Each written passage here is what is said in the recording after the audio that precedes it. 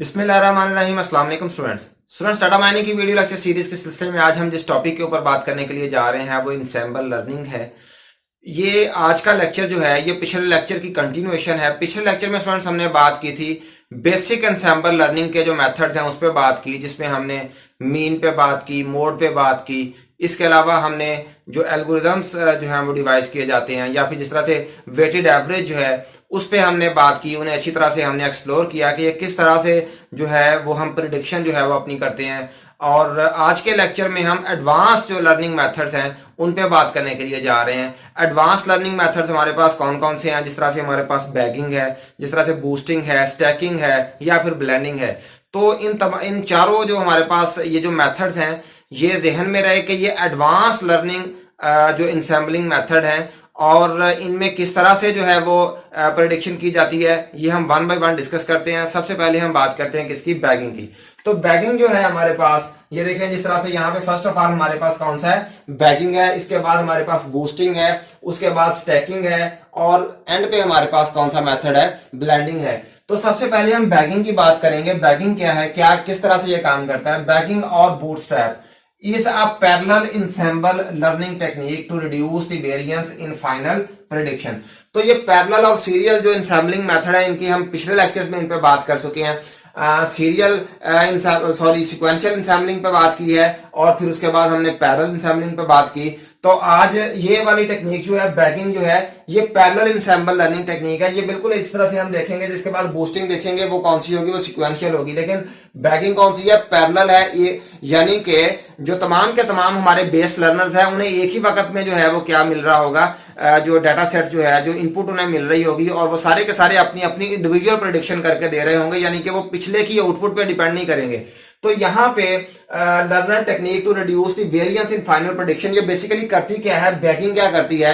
ये देखिए हमारे पास वेरिएंस क्या है यहाँ पे कि भाई जो डिफरेंस है तमाम के तमाम, फॉर एग्जांपल हमारे पास चार लर्नर जो हमारे पास मॉडल्स हैं, क्लासिफायर्स हैं, उन्हें हमने इनपुट दी और चार के चार ने अपनी अपनी प्रेडिक्शन दे दी। अब हम सभी को क्या करते हैं, बाद में कंबाइन करके उनकी एवरेज लेते हैं, यानी मीन लेते हैं या मोड या जो भी हम उस पर चीज को अप्लाई करते हैं, जो भी मेथड अप्लाई करते हैं। लेकिन यहाँ पे देखिए वेरिएंस क्या होगा कि वो जो चार बेस हमारे मॉडल्स थे वो तमाम के तमाम जो है वो कितना डिफरेंस है उनकी आउटपुट में, उनकी प्रेडिक्शन में कितना कितना डिफरेंस है।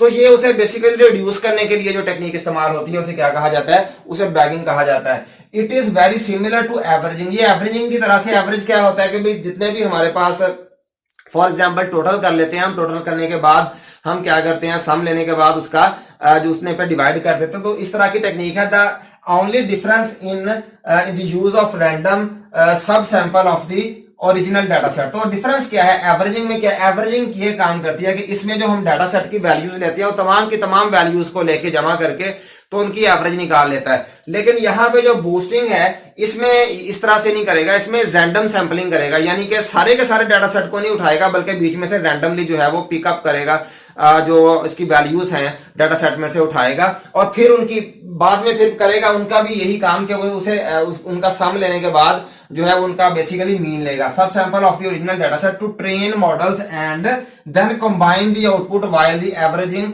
Use same data set to train. ये वही बात है जो मैंने यहाँ पे लिखी हुई है, जो मैंने आपको पहले बताई है कि भाई यहाँ पे भी आउटपुट को कंबाइन तो करेगा, लेकिन डिफरेंस क्या है, एवरेजिंग में क्या करता है वो सारे का सारा डाटा सेट उठा के उसकी एवरेज ले लेता है, उसे जो है वो सम अप कर लेता है। लेकिन यहाँ पे क्या करेगा, वो रैंडम सब सैंपलिंग करेगा। ये देखिए जैसे यहाँ पे लिखा हुआ रैंडम सब सैंपल, तो रैंडमली जो है वो वैल्यूज को उठा के तो उनकी जो है वो कंबाइन करेगा उनकी वैल्यूज को। All the base models are trained on different sample data. तो जितने भी बेस मॉडल्स हैं सेम डाटा पे उन्हें ट्रेन नहीं किया जाएगा, उन तमाम के तमाम को डिफरेंट डाटा सेट्स जो है वो उन पे अप्लाई किए जाएंगे, यानी कि हर बेस मॉडल के लिए डिफरेंट डाटा सेट ले लिया जाएगा। तो डेफिनेटली उसकी एक्सपर्टी जो है वो चेंज हो जाएगी। अगर सभी के सभी हम बेस मॉडल्स को, बेस मॉडल्स में एक दफा दोबारा आपको बता देता हूं, इन्हें वीक मॉडल्स भी कहा जाता है। ऐसे मॉडल्स जो रैंडम पिक करने से कुछ बेहतर होते हैं, यानी कि वो कुछ ना कुछ हल्की फुल्की प्रेडिक्शन कर सकते हैं। स्ट्रॉन्ग मॉडल्स वो वाले होते हैं, स्ट्रॉन्ग लर्नर्स वो वाले होते हैं जो कि बहुत अच्छी प्रेडिक्शन कर लेते हैं, बहुत जल्दी लर्न करने के बाद बिल्कुल ठीक प्रेडिक्शन करते हैं। लेकिन बेस लर्नर्स वो वाले होते हैं जो वीक लर्नर्स होते हैं, जो वीक मॉडल्स होते हैं, जो कि रैंडमली पिक करने से अगला स्टेप है। लेकिन जो हमारा स्ट्रॉन्ग लर्नर्स है उससे पिछला, यानी कि अच्छी प्रेडिक्शन से पिछला स्टेप है, यानी कि रीजनेबल सी वो जो है हमें प्रेडिक्शन करके दे सकते हैं। तो इसके बाद same data set to train all the base models are trained on different sample data. जैसे अभी हमने बात किया कि भाई डिफरेंट सैंपल पे बात इस तरह से ये होगा कि हर सैंपल जो है, हर जो बेस मॉडल है हमारा वो डिफरेंट सैंपल डाटा पे जब करेगा तो डेफिनेटली उसकी एक्सपर्टी जो है वो बेहतर हो जाएगी। तो तमाम के तमाम मिला के तो क्या होगा, उनका जो वेरिएंस है, उनका जो प्रिडिक्शन में डिफरेंस है वो क्या हो जाएगा, कम हो जाएगा। अगर हम एक ही तरह के डाटा सेट पे तमाम के तमाम बेस लर्नर्स को ट्रेन करते हैं तो डेफिनेटली वो हर एक की एक्सपर्टी सेम हो जाएगी। लेकिन जब एक्सपर्टी डिफरेंट हो जाएगी तो फिर वो हर एक की प्रेडिक्शन जो है उनमें जो फर्क आ रहा होगा हर एक की प्रेडिक्शन में वो कम हो जाएगा। और इसके बाद हम फाइनली क्या करेंगे, कंबाइन दी आउटपुट। तो आउटपुट को क्या कर देंगे, कंबाइन कर देंगे, बिल्कुल उसी तरह से जिस तरह से हमने पहले पिछले लेक्चर्स में भी देखा है। So this way the variance among the models are reduced. For example, इसकी एग्जाम्पल कौन कौन सी है? सबसे पहले हमारे पास रैंडम फॉरेस्ट है, उसके बाद बैक्ड डिसीजन ट्रीज है, उसके बाद एक्स्ट्रा ट्रीज। तो ये वाले हमारे पास जो एल्गो है ये किस पे बेस करते हैं, ये बैगिंग टेक्निक पे बेस करते हैं। इसके बाद नेक्स्ट हमारे पास जो टेक्निक है वो है बूस्टिंग। ये सेकंड टेक्निक है हमारे पास, is a sequential ensemble learning technique which is used to convert the weak base learners to strong learners। क्या काम करता है, ये सीक्वेंशियल है। यहां पे हमने देखा था, ये बैगिंग को हमने देखा कि ये हमारी पैरेलल इंसेंबल लर्निंग टेक्निक है, लेकिन जो हमारा बूस्टिंग है ये सीक्वेंशियल है। यानी कि जो भी हमारे पास मॉडल होगा वो पिछली इनपुट से लेके उसे बेहतर बनाने की कोशिश करेगा, उसमें इंप्रूवमेंट लेके आएगा और उससे क्या होगा, उससे हमारी प्रेडिक्शन जो है वो बेहतर हो जाएगी। जबकि पैरेलल में इस तरह से नहीं होता था। पैरेलल में हर एक बेस लर्नर जो है वो अपनी इंडिविजुअल इनपुट लेता है और उसके ऊपर वो काम करता है। लेकिन सीक्वेंशियल में क्योंकि वो पिछले जो हमारा पिछला जो मॉडल है उससे वो प्रेडिक्शन लेके तो अगले को जब फॉरवर्ड करेगा तब हमारी प्रेडिक्शन जो है उससे बेहतर हो जाएगी। इसके बाद है is a sequential ensemble learning technique which is used to convert the weak base learners to strong learners. तो ये वीक जो लर्नर्स होंगे हमारे, जो कि अच्छी प्रेडिक्शन नहीं कर सकेंगे, उससे क्या होगा कि वो बेहतर प्रेडिक्शन कर लेंगे क्योंकि वो पिछले से भी कुछ ना कुछ प्रेडिक्शन ले रहा होगा और उससे कंबाइन करके वो अपनी प्रेडिक्शन जब देगा तो उससे बेहतरी आने के चांसेस हैं। The idea is that individual learners may not perform very well, so when used in a sequence every learner plays its role on the data set. तो ये वही बात है जो हमने पहले भी डिस्कस किया है कि हर एक लर्नर जो है वो जब अपना डाटा सेट के ऊपर अपनी प्रेडिक्शन देगा तो वो जब सीक्वेंस के साथ जब वो सीक्वेंशियल मैनर में फर्स्ट मॉडल से दूसरे मॉडल पे गई उसमें कुछ बेहतरी आई, फिर थर्ड पे गई उसमें कुछ बेहतरी आई, फिर फोर्थ पे गई उसमें मजीद बेहतरी आ गई, तो इस तरह से ये हमारा बेहतर होता जाएगा। Used to decrease the bias error. तो बायस एरर जो है इसे कम करने में ये हमारा बूस्टिंग का जो मेथड है ये काफी हेल्पफुल होता है। तो इसमें ये किन किन जगहों पे ये मोस्ट सुइटेबल है बूस्टिंग को अप्लाई करना। ये क्लासिफिकेशन में भी बूस्टिंग को अप्लाई करना बेहतर होता है और इसके अलावा अगर हम रिग्रेशन में भी करें तो वहां पे भी ये अच्छा रिजल्ट देती है बूस्टिंग। तो इसके एग्जांपल्स कौन कौन सी हैं, एडीए बूस्ट है, जीबीएम है, एक्सजी बूस्ट है और कैट बूस्ट है। तो ये इसकी एग्जांपल्स हैं। तो इसके बाद फ्रेंड्स बात करते हैं स्टैकिंग पे। स्टैकिंग क्या है, also known as stacked generalization। इसे stacked generalization भी कहा जाता है। It combines multiple machine learning algorithms via meta learning। तो meta learning इसमें की जाती है और मल्टीपल मशीन लर्निंग एल्गोरिदम्स को अप्लाई किया जाता है। तो यहाँ पे मेटा लर्निंग क्या है, मेटा लर्निंग ये है बेसिकली कि हमारे फॉर एग्जांपल बेस लर्नर्स है हमारे पास, जितने भी हम यूज कर रहे हैं लर्नर्स, उन तमाम के तमाम बेस लर्नर्स जो हैं उनकी प्रेडिक्शन को नेक्स्ट किसी एक मॉडल बना लिया जाता है, उसके बाद उसे दे दिया जाता है। यानी कि जो हमारा मेटा लर्नर है, फॉर एग्जांपल यहाँ पे मेटा लर्निंग की बात की गई है।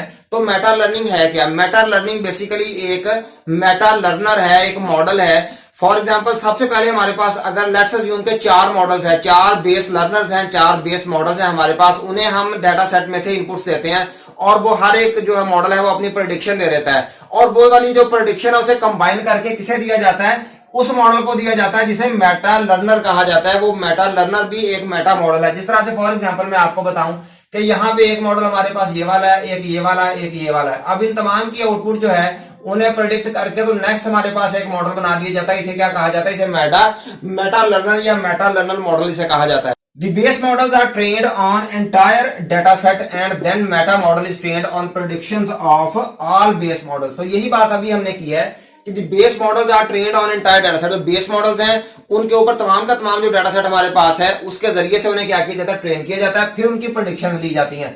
And then meta model is trained on predictions of all the base models. तो बेस तमाम के तमाम बेस मॉडल्स की प्रिडिक्शन की बेस पे उस जो हमारे पास मेटा मॉडल है, मेटा लर्नर है, उसे हम क्या करते हैं, ट्रेन करते हैं। Base model are called level 0 while meta model is called level 1। तो ये हमारे बेस मॉडल्स हैं, ये हमारा क्या है, लेवल 0, इसे हम लेवल 0 कहेंगे, और ये हमारा क्या है, ये मेटा मॉडल है, इसे लेवल 1 कहेंगे। तो इसके बाद है stacking reduces the bias and variance values based on algorithm used at level 0। तो इस लेवल 0 पे जो हम एल्गोरिथम यूज करेंगे, इसकी बेस पे ये बायस की वैल्यू को भी रिड्यूस करेगा और ये वेरिएंस की वैल्यू को भी रिड्यूस करेगा। तो stacking reduces the bias and variance values based on algorithm used at level 0. There are many libraries for stacking। तो कौन कौन सी हैं, फॉर एग्जांपल स्टैकिंग क्लासिफायर्स हैं, स्टैकिंग रिग्रेसर वगैरह वगैरह, इस तरह की हमारे पास डिफरेंट लाइब्रेरीज हैं जो कि यूज की जा सकती हैं। इसके बाद एंड पे हमारे पास ब्लेंडिंग है। स्टूडेंट्स ब्लेंडिंग जो है वो ऑलमोस्ट जो है वो स्टैकिंग ही है, बिल्कुल वैसे ही काम करता है जिस तरह से स्टैकिंग करता है, सिर्फ थोड़ा सा डिफरेंस है इनमें, ब्लेंडिंग में और स्टैकिंग में। It is similar to stacking, the only difference is that stacking uses out of fold prediction. तो आउट ऑफ फॉल्ट प्रेडिक्शन इस्तेमाल करता है कौन, stacking, for the training set, while blending uses a hold out set to train the next layer. तो यहाँ पे हमारे पास आउट ऑफ फॉल्ट प्रेडिक्शंस क्या है, आउट ऑफ फॉल्ट प्रेडिक्शन मैंने यहाँ पे डेफिनेशन भी लिखी है आउट ऑफ फॉल्ट प्रेडिक्शन की, where predictions from different folds are grouped together. यानी कि डिफरेंट फोल्ड्स हमारे पास होते हैं, उनकी प्रेडिक्शन को जो है वो ग्रुप कर लिया जाता है और तकरीबन 1000 प्रेडिक्शंस का एक ग्रुप बनाया जाता है। जबकि जो हमारी ये हमारा ब्लेंडिंग है, ये कौन सी यूज करता है, blending uses hold out set. Hold out set क्या है, होल्ड आउट सेट में ये होता है कि भाई प्रेडिक्शन में जो हमारा 10 to 20% जो हमारा लर्निंग डाटा सेट है उसे ही ले लिया जाता है, बाकी जो है वो नया लिया जाता है, लेकिन 10 to 20% जो है वो वही लर्निंग डाटा सेट से ही वैल्यूज को लिया जाता है। तो ये डिफरेंस था स्टैकिंग में और ब्लेंडिंग में। तो फ्रेंड्स उम्मीद करता हूं आपने आज के लेक्चर को अच्छी तरह से सुना होगा, समझा होगा, अंडरस्टैंड किया होगा, और एडवांस लर्निंग मेथड्स जो है, इनसैम्बलिंग के मेथड जो है, इन्हें अच्छी तरह से अंडरस्टैंड कर लिया होगा। इंशाल्लाह ताला नेक्स्ट लेक्चर में किसी नए टॉपिक के साथ हाजिर होंगे, तब तक के लिए अल्लाह हाफिज।